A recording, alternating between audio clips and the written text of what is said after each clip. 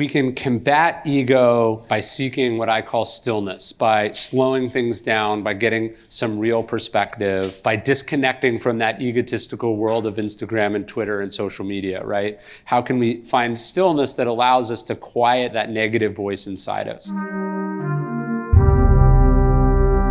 Hey, it's Ryan. I just wanted to thank you for supporting Daily Stoic. If you want to support us more, please subscribe, like our videos, comment, share with your friends. Sign up for our email at dailystoic.com/email. Thank you for all the support.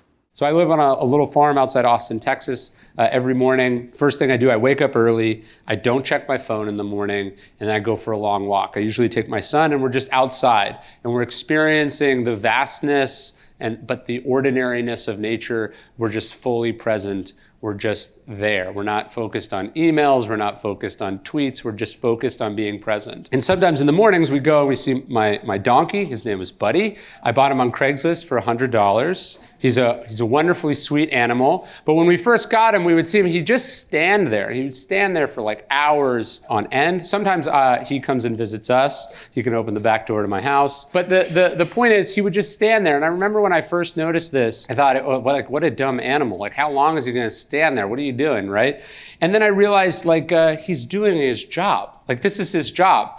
First off, donkeys are livestock guarding animals, so just like being around keeps away coyotes and foxes and mountain lions. But really, as a pet, his main job is just not to die, right? Like, if he doesn't die, he did his job. That's a pretty successful day, right? Not dying is success. He's not comparing himself to the other donkeys. He's not wondering if he's realizing his potential. He's not whipping himself for not being smart enough, for not being better than other people. He's just present, right? He's just there. He's just himself. And we're not that different. As much as we'd like to be different, we're animals like all the other animals. We're here for a relatively short amount of time. There's no reason that we can't be still and present and content like that. So I try to seek out this example. I try to go and see it. I try to meditate on it. I try to remind myself that it's not that different for me. A therapist once said to me, she said, Ryan, it's human being, not human doing, for a reason, right? And this is what I mean about that overwork stuff. We can be so needing to do that we end up not being still, and we lose perspective and we lose appreciation for all the things that we have. And so there's another thing I like to do in Texas. There's a national park called Dinosaur National Monument. And you can walk out in this river and you could stand in a footprint left by a dinosaur 110 million years ago. This is Texas, so there's a creationist museum across the street that disputes that the footprint is 110 million years old, but it is. And the reason I like to step in it, the reason I think it's such a transformative, moving, almost spiritual experience for me is like this dinosaur left a far greater mark on the planet than like any person in this room, than Alexander the Great, than any conqueror or whatever. 110 million years from now, they will be dust and this will probably still be here, right? And it's a reminder that first off, it doesn't mean anything to this dinosaur that the footprint's still there, but the impact, the legacy that we're thinking too much about, that we think is a sort of a monument to our greatness is really kind of an ephemeral, meaningless thing to chase.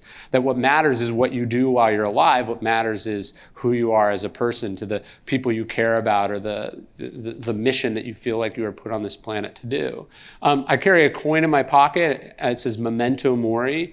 It's this ancient Stoic and philosophical practice of constantly reminding ourselves of the shortness of life, and the fact of our mortality is there not to be morbid, but to humble us, to sort of bring us back to the present moment. And on the back, it has a quote from Marcus Aurelius. He says, "You could leave life right now, let that determine what you do and say and think." If your time on this planet is very short, there's no room for ego. There's no room for the sort of petty politics or grudges that it holds.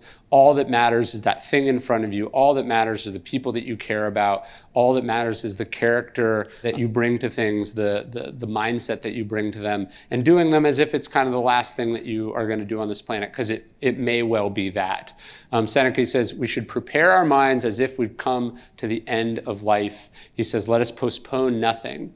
Let us balance life's books each day.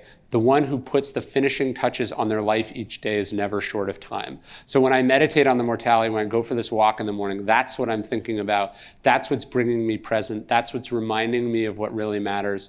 Not these other things, not credit, not attention, not if I'm getting my way, but am I doing the things that matter? Am I doing them as if this is the last thing I'm going to do in my life? And so that's why I think ego is so toxic. That's why we have to push it away. That's why we do this sweeping. That's why we do this work. That's why I'm here talking to you guys today.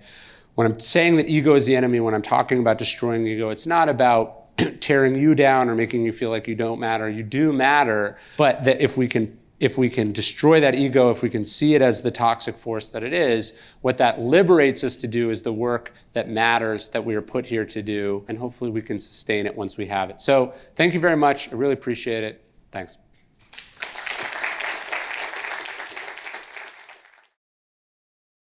The call to stillness comes quietly. The modern world does not.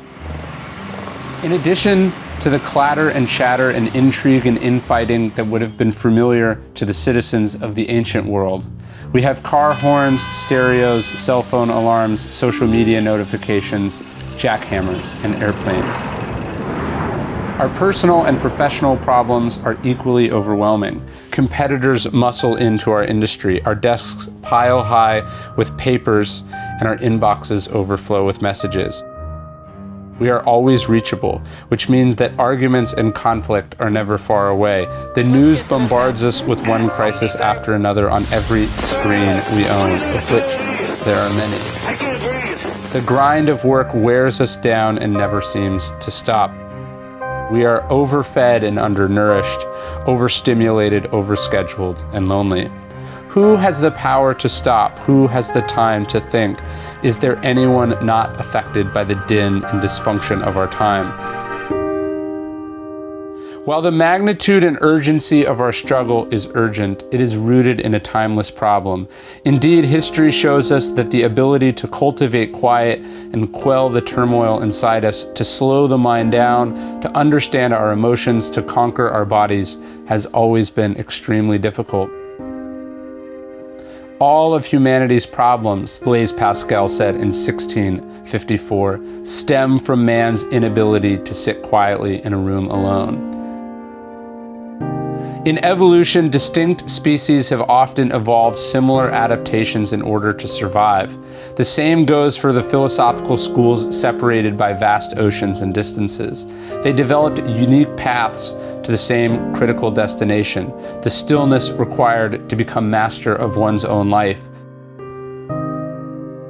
to survive and thrive in any and every environment, no matter how loud or busy.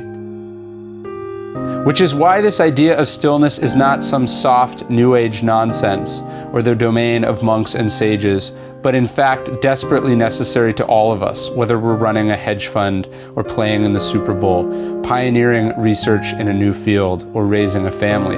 It is an attainable path to enlightenment and excellence and greatness and happiness, performance as well as presence for every kind of person. Stillness is what aims the arrow. It inspires new ideas, it sharpens perspective and illuminates connections. It slows the ball down so that we might hit it.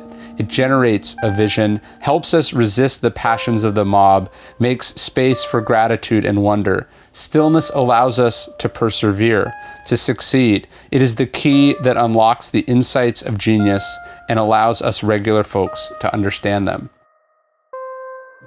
The promise of this book is the location of that key, of stillness, and a call not only for possessing stillness, but radiating it outwards like a star, like the sun, for a world that needs light more than ever.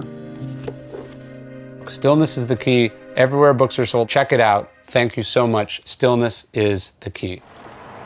Did not feel fun, but it'll be a good reminder.